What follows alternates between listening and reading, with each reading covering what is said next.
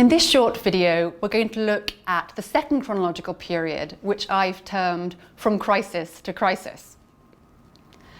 You might be getting the sense that Rome was going from crisis to crisis over the period of the late Republic, and you wouldn't be wrong in that sense. We saw in the last short chronological video that by 88, Rome had ended a social war, had started a big war with Mithridates in the east, and had begun its first civil war between Marius and Silla.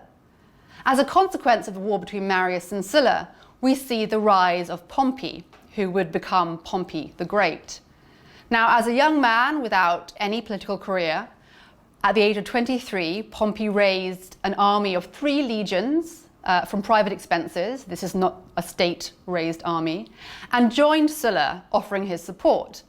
Sulla used Pompey's substantial resources of 3 legions and gave Pompey Imperium, this is constitutional power, to command an army in order to fight Sulla's enemies in the civil war. And so Pompey goes off to Africa and Sicily to fight Roman opponents, returning triumphant and demanding a triumph in 81. And even though Pompey has not held political office, he is given a triumph. This is virtually unprecedented. Whilst Pompey was celebrating a triumph over Africa in 81, Sulla was appointed dictator. Now, to us in a modern context, dictator sounds like the creation of a totalitarian regime. But at least in the Roman Republic, it was a constitutional office of the state, albeit one that was not exercised on an annual basis like the normal magistracies. It was only reserved for a crisis point when the state needed help rapidly.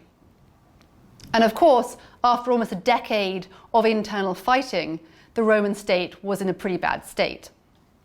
So Sulla was appointed dictator for the restoration of the res publica, that is, the Roman state, by the making of laws.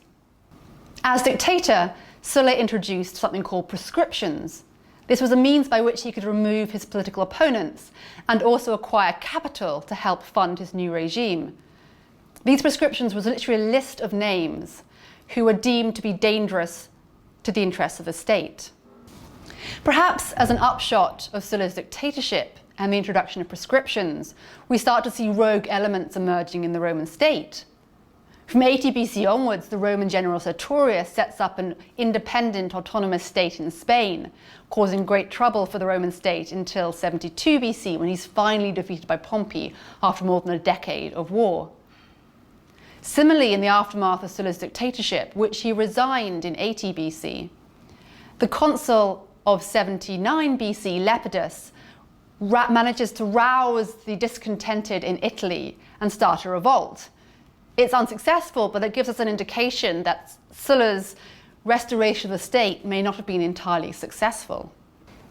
We've already seen how in the 80s the young Pompey rose to power with an army, and as you can see from the timeline, he continues his success throughout the 70s and the 60s, gaining more and more grants of extraordinary power to help fight the various threats and problems the Roman state faced, such as Sertorius in Spain, piracy in the Mediterranean, and of course Mithridates in the east.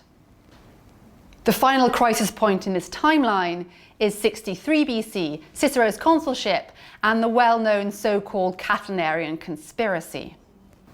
This well-known conspiracy saw the patrician Catiline allegedly trying to kill the consul Cicero and overtake the state for himself.